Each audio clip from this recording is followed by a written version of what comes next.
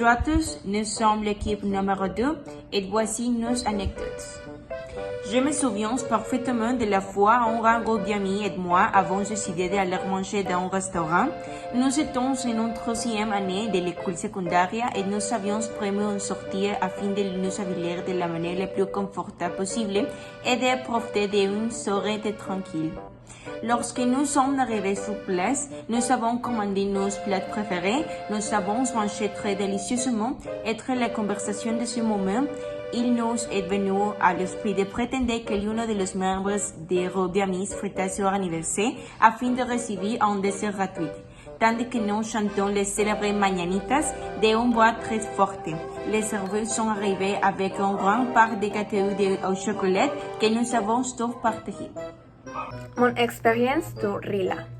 Je vais vous raconter mon expérience d'il y a 13 jours. Je suis allée dans un camp appelé Rila, où j'ai rencontré beaucoup de gens et j'ai rencontré un Français. Il avait un chapeau mexicain et des lunettes de soleil.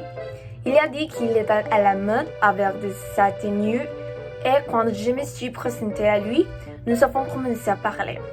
Puis une chanson a commencé à jouer et il m'a dit de lui apprendre à danser. Et nous avons commencé à danser les Wapagos. C'était très drôle parce qu'ils ne savaient pas bien danser.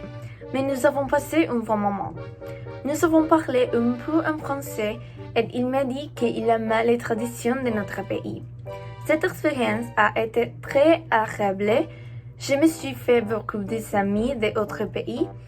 À mon retour, mon père et ma mère m'ont dit qu'ils étaient très nerveux et inquiets à mon sujet. Mais quand je leur ai dit que je veux passer un bon moment, ils se sont calmes. C'est tout. Merci beaucoup. Mon anecdote se passe lors d'une colonie de vacances il y a plus de 5 ans. Quand j'étais petit, ma mère nous emmenait en vacances. Ma soeur et moi, et notre activité préférée était la piscine. Un jour, je jouais avec un ami à plonger dans la piscine. Lorsque mon tour est arrivé, je ne me suis pas rendu compte qu'elle était derrière moi pour me pousser. En tombant, je me suis blessée à l'un de mes pieds.